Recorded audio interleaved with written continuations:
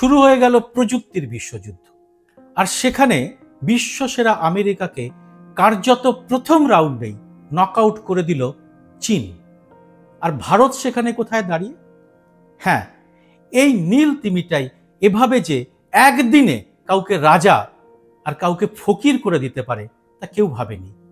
চীনের নতুন এই আগ্রাসনের নাম ডিপসিক, এবং এটা একটা আর্টিফিশিয়াল ইন্টেলিজেন্স চ্যাটবট এবং এলএলএম মডেল। প্রযুক্তির দুনিয়ার নতুন বাদশার লোগো এই নীল তিমি, এটাই ডিপসিক। তবে আজকের এই এপিসোড কিন্তু প্রযুক্তির কচকচানি নিয়ে নয়। এই এপিসোডটি একেবারে রাজনীতি এবং প্রযুক্তির বিশ্বযুদ্ধের দামামা নির্ঘোষ নিয়ে। আর সেখানে আমরা মানে ভারতীয়রা ঠিক কোথায় দাঁড়িয়ে আছি সেটা একে একে বিশ্লেষণ করব এই এপিসোডে। ভিডিওটি শেষ পর্যন্ত দেখে ভালো লাগলে এটি লাইক এবং প্রচুর শেয়ার করে ছড়িয়ে দেবেন পরিচিতদের মধ্যে।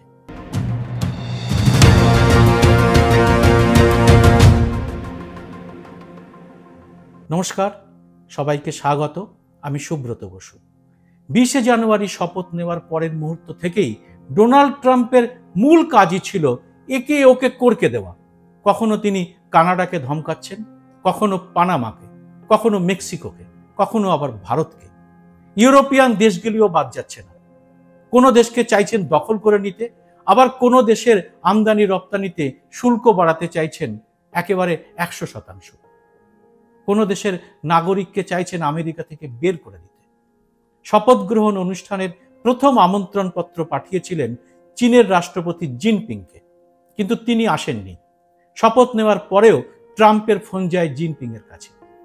হোয়াইট হাউস সূত্রে মোটামুটি জানা গিয়েছিল চীনের সঙ্গে বন্ধুত্বের বিষয়ে কথা বলার পরেও ট্রাম্পের তরফ থেকে হালকা করে কিছু হুমকিও ছিল চীনের প্রতি।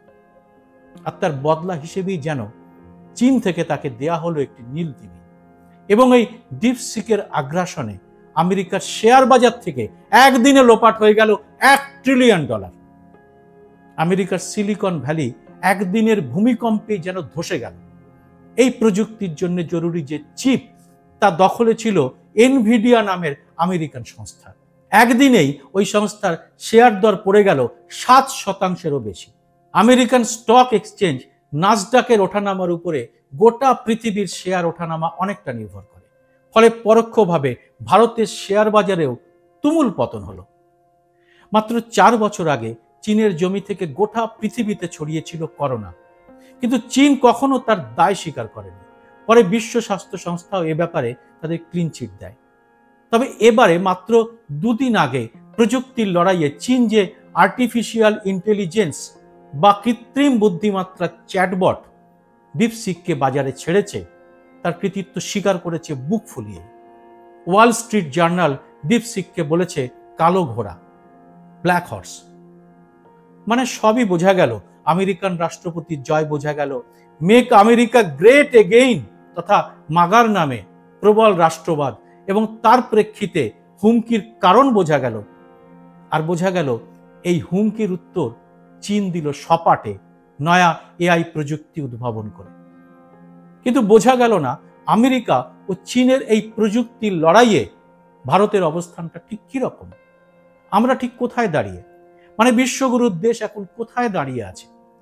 আসলে এরকম উদাহরণ কখনো কখনো সামনে এসে পড়ে, তখন নিজেদের একটু আত্মসমীক্ষা করে নিতে হয়।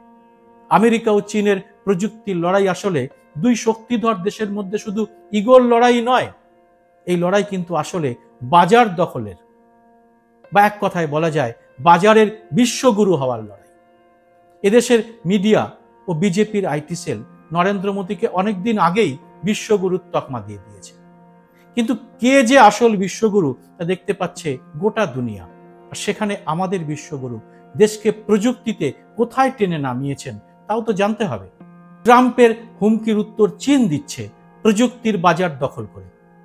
আর আমরা কি করছি? চীন প্রযুক্তির লড়াইয়ে এসে এক ধাক্কায় এতটা কম্পন ধরিয়ে দিয়েছে আমেরিকার মধ্যে যে সেখানে গত 2-3 দিন ধরে চর্চার বিষয় শুধুই ডিপসিক। আমেরিকানরা কিরকম ভয় পেয়েছে তা তাদের এই খবরের কাগজটা দেখলেই বুঝতে পারবেন। এটা 28 জানুয়ারি ওয়াল স্ট্রিট জার্নালের প্রথম পাতা। লিড ও তার পাশের দুটো খবরই ডিপসিককে নিয়ে। আমাদের দেশের কোনো কাগজ কি এইভাবে খবরটা করেছে? মানে আমরা কি বিষয়টা বলা ভালো বিপদটা ঠিক বুঝতে পারছি না। ভাবুন, ইলন মাস্ক নতুন কি প্রযুক্তি আনছেন এই নিয়ে যখন ব্যস্ত ছিল গোটা বিশ্ব, তখন তাকে এক ধাক্কায় রিংয়ের বাইরে ফেলে দিয়েছেন চীনের একেবারে অনামী ব্যক্তি। তিনি ডিপসিকের আবিষ্কর্তা লিয়াং ওয়েনফেং। এক সপ্তাহ আগে এই মানুষটিকে কেউ জানতেনও না। তিনি তার চ্যাটবট এবং এলএলএম মডেল নিয়ে গোটা বিশ্বে আধিপত্য তৈরি করতে চলেছেন। আর কে না জানেন, আগামী দিনের সব প্রযুক্তি শাসন করবে এআই বা কৃত্রিম বুদ্ধিমত্তা। বিশ্বের ইতিহাসে এরকম ঘটনা কিন্তু খুব কমই ঘটেছে। এই মানুষটি সম্পর্কে একটু জানিয়ে রাখি। প্রযুক্তির ক্ষেত্রে তার কিন্তু বিশেষ পড়াশুনো নেই। তার বিষয় ছিল ফিন্যান্স। শুধুমাত্র কৌতূহল থেকেই তার এই আর্টিফিশিয়াল ইন্টেলিজেন্সের জগতে আসা। আর মাত্র 2 মাসে নামমাত্র খরচ করে এবং সামান্য কিছু লোক নিয়ে তিনি তৈরি করে ফেলেছেন এই দুনিয়া কাঁপানো প্রযুক্তি। বলা হচ্ছে এর জন্য খরচ হয়েছে মাত্র $6 বিলিয়ন এবং লোক লেগেছে 200 জন। আমেরিকার প্রেসিডেন্ট পদে শপথ নেবার পর ডোনাল্ড ট্রাম্পের সঙ্গে ইলন মাস্কের যুগলবন্দি দেখার জন্য তৈরি হয়েছিলেন আমেরিকার সমস্ত মানুষ। ডিপসিক এসে এক ধাক্কায় তার ধুলোয় মিশিয়ে দিয়েছে। কিন্তু তাতে ভারতের কি? ভারতের লাভ বা ক্ষতিই বা কি? আসলে এই লাভ ক্ষতির হিসেবটাকে আমরা কতটা সিরিয়াসলি ভাবি সেটাও তো একটা ভাবনার বিষয়। हमारे देश में माँ को आई बोलते हैं, माता को बहुत से राज्यों में भाषा बोलते हैं आई। अब मैं कहता हूँ हमारे यहाँ बच्चा पैदा होता है तो आई भी बोलता है, AI भी बोलता है। वो इतना एडवांस हो गया है। প্রেসিডেন্ট পদে শপথ নেওয়ার সময় চীনের রাষ্ট্রপ্রধানকে ব্যক্তিগত আমন্ত্রণ জানালেও কোনো ব্যক্তিগত আমন্ত্রণ পত্র ট্রাম্প পাঠাননি ভারতের প্রধানমন্ত্রী নরেন্দ্র মোদীকে। ওই আমন্ত্রণ পত্র পাওয়ার জন্য বিচিত্র এক রাজনীতি আমরা দেখতে পেলাম গত 1-1.5 মাস। ব্যক্তিগতভাবে প্রধানমন্ত্রীর কাছে আমন্ত্রণ পত্র তো এলোই না, উল্টে মুকেশ আম্বানিকে দেখা গেল তার স্ত্রী সহ ট্রাম্পের শপথ গ্রহণ অনুষ্ঠানে। প্রধানমন্ত্রী নরেন্দ্র মোদী তার টুইটার হ্যান্ডেলে বাধাই দিলেন ট্রাম্পকে। প্রেসিডেন্ট পদে শপথ নেওয়ার পর ওই টুইটের উত্তরও ট্রাম্প দিলেন 5-6 দিন পরে। আর 5-6 দিন পরে আমেরিকার রাষ্ট্রপতি ফুরসত পেলেন ভারতের প্রধানমন্ত্রীর সঙ্গে ফোনে কথা বলতে। আর জানা যাচ্ছে সেখানেও তিনি জোর দিয়েছেন নিজের দেশের অস্ত্র বিক্রির উপরেই। রাশিয়া, ফ্রান্স বা জার্মানি থেকে নয়, আমেরিকা থেকেই ভারতকে বেশি করে অস্ত্র কিনতে হবে বলে তিনি চাপ দিয়েছেন আমাদের প্রধানমন্ত্রীকে। আর এটা জানিয়েছে আমেরিকার সরকার রীতিমতো বিবৃতি দিয়ে। আর এই ফোন করার আগে ট্রাম্প 18,000 ভারতীয়কে অবৈধ বাসিন্দা ঘোষণা করে দেশে ফেরত পাঠানোর বন্দোবস্তও করেছেন। লাইনে আছেন আরো কয়েক লক্ষ ভারতীয়। এর আগেই শুল্ক নিয়ে কড়া হুঁশিয়ারি দিয়েছিলেন ট্রাম্প। না, নরেন্দ্র মোদী ফোনে আমেরিকার রাষ্ট্রপতিকে এই নিয়ে একটি কথাও বলেছেন বলে আমাদের সরকার কিন্তু দাবি করেনি। টুইটার হ্যান্ডেলে তিনি আমেরিকার রাষ্ট্রপতিকে উচ্ছ্বসিত অভিনন্দন জানিয়েছেন। কিন্তু চীন যে যুদ্ধ শুরু করে দিতে পারে, ভারত কেন তার ধারে কাছেই যেতে পারেনি? তার কারণ আমাদের দেশে 2014 সালের পর গর্জন যতটা হয়েছে, বর্ষণ হয়েছে তার ছিটে ফোটা। 2014-তে নরেন্দ্র মোদী সরকার আসার পর একের পর এক তাক লাগানো ঘোষণা হয়েছে। Smart city, make in India, start up business ইত্যাদি ইত্যাদি নানা গালভরা স্লোগান। করোনার সময় তার স্লোগান ছিল আত্মনির্ভর ভারত। প্রধানমন্ত্রী নরেন্দ্র মোদীর 100% স্লোগানই বিফলে গেছে। বিভিন্ন সরকারি পরিসংখ্যানেই তা দেখা যাচ্ছে। আসলে কাজের চেয়ে এসব নিয়ে তুমুল প্রচারই ছিল এই সমস্ত স্লোগানের মূল কথা। আসলে আমাদের দেশে গত 10 বছরে প্রতিষ্ঠিত হয়েছে শুধুমাত্র ভোটের রাজনীতি। কাজ সেখানে গৌণ। ভোটে জেতার জন্য আইন আদালত, নির্বাচন কমিশন, ইডি, সিবিআই এরকম সমস্ত সরকারি প্রতিষ্ঠান এবং সমস্ত মিডিয়া দখল করাই ছিল মুখ্য কাজ। এমনকি চূড়ান্ত অসাংবিধানিক নির্বাচনী বন্ডের টাকা তোলাটাও এখানে অবাধে চলেছে সুপ্রিম কোর্ট লাগাম না পড়ানো পর্যন্ত। আর আছে পিএম কেয়ারের মতো কার্যত একটা গুপ্ত ফান্ড। আর সঙ্গে রয়েছে অবাধে ঘোড়া কেনা বেচার মতো সাংসদ বিধায়ক কিনে সরকার ফেলে দেওয়া। আর সবার উপরে ধর্ম নিয়ে চূড়ান্ত বিদ্বেষ তৈরি করা। গত বছরটা আমাদের শুরু হয়েছিল রাম মন্দির দিয়ে, আর এই বছরের শুরুয়াত কুম্ভ মেলা দিয়ে। এর বাইরেও সারা বছর আমাদের প্রধানমন্ত্রীকে দেখা যায় নানা রকমের পুজো পাঠ, গঙ্গা স্নান ইত্যাদি ইত্যাদি করতে। তার এই কালচারটি আমাদের বেশ পছন্দের, আর তাই আমাদের আইআইটির মতো সংস্থার প্রধান পর্যন্ত গোমূত্র খেলে কি কি রোগ সারে তা নিয়ে চূড়ান্ত অবৈজ্ঞানিক কথাবার্তা বলেন নিজের চাকরিটি পাকা করতে। এদেশে বিজ্ঞান চর্চার জন্য যে খোলামেলা পরিবেশ ছিল তা ক্রমশ গোমূত্র, গোবর, গোরক্ষার নানা রকম ধর্মীয় স্লোগানে কবেই শুকিয়ে সাহারা মরুভূমি হয়ে গেছে। এ নিয়ে এখন আর ভেবে লাভ নেই। তবে এ নিয়ে সরকারের সমালোচনা করতে পারত একমাত্র স্বাধীন এবং মুক্ত মিডিয়া, কিন্তু তাও তো নেই। 2014-তে নরেন্দ্র মোদী যখন নানান গালভরা স্লোগান দিচ্ছেন, তার 1 বছর পরেই চীনের রাষ্ট্রপতি জিনপিং তৈরি করছেন আগামী 10 বছরের রোডম্যাপ। আমেরিকা ততদিন টের পেয়ে গেছে ভারত নয়, চীনই তাদের প্রধান প্রতিপক্ষ।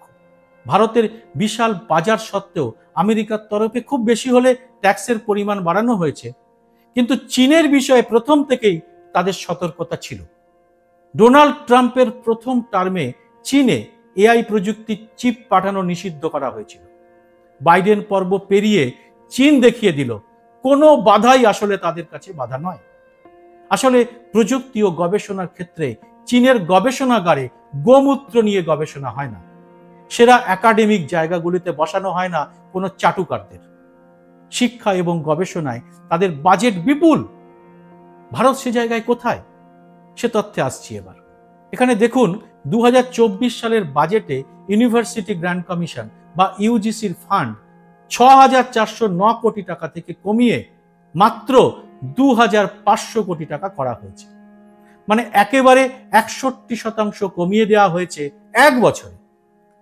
গদি মিডিয়া এ তথ্য আপনাকে জানায়নি। একদিকে টাকা কম, অন্যদিকে ভোটে জেতার জন্য এই দেশে আগে যা কোনোদিন হয়নি এখন তাই হয়ে চলেছে প্রতিদিন। ভোটের সময় প্রধানমন্ত্রী নরেন্দ্র মোদী নিজেকে নন বায়োলজিক্যাল বলে দাবি করেছেন। তার ভাষণে থেকেছে অন্য ধর্মের প্রতি প্রবল বিদ্বেষ। তিনি সাগরের তলায় ডুব দিয়েছেন, হিমালয়ের গুহায় গিয়ে ধ্যানে বসেছেন, ফিল্ম স্টারদের সঙ্গে কথা বলেছেন, সফল ক্রীড়াবিদদের ফোন করেছেন, সবই ক্যামেরাকে সামনে রেখে। কিন্তু বিজ্ঞান সাধনা বা গবেষণা নিয়ে তার কোনো ক্রিয়াকলাপ আজ পর্যন্ত আমরা শুনিনি। a plus b into square into bracket square करे a plus b into bracket square करे तो रिजल्ट आता है a square plus 2ab plus b square। ये एक्स्ट्रा 2ab मिलता है कि नहीं मिलता है? ये एक्स्ट्रा 2ab कहां से आया? तो भारत और कनाडा जब मिलता है तो एक्स्ट्रा 2ab निकलता है। আর এই নীতির ফলেই বাজেট বরাদ্দ কমিয়ে দেওয়া হয়েছে বিজ্ঞান গবেষণায়। আর চীনের প্রযুক্তি আর গবেষণার নিত্য নতুন ভিডিও আমরা অবাক হয়ে দেখেছি নানা সোশ্যাল মিডিয়ায়। তা সে রেলই হোক আর গাড়ি হোক, তাক লাগানো সেসব প্রযুক্তি আমরা সোশ্যাল মিডিয়ায় শেয়ার করি একে অপরকে, কিন্তু প্রশ্ন করি না আমাদের সেরা বিজ্ঞান প্রতিষ্ঠানগুলিতে কেন গবেষণার বরাদ্দ কমিয়ে দেওয়া হয়। আমাদের ছেলেরা তো ইসরো তৈরি করে ফেলেছিল সেই নেহেরুর আমলেই। ভাবা অ্যাটমিক সেন্টার, পরমাণু অস্ত্র তৈরি করে ফেলেছিল সেই কবে, মহাকাশে চলে গিয়েছিল।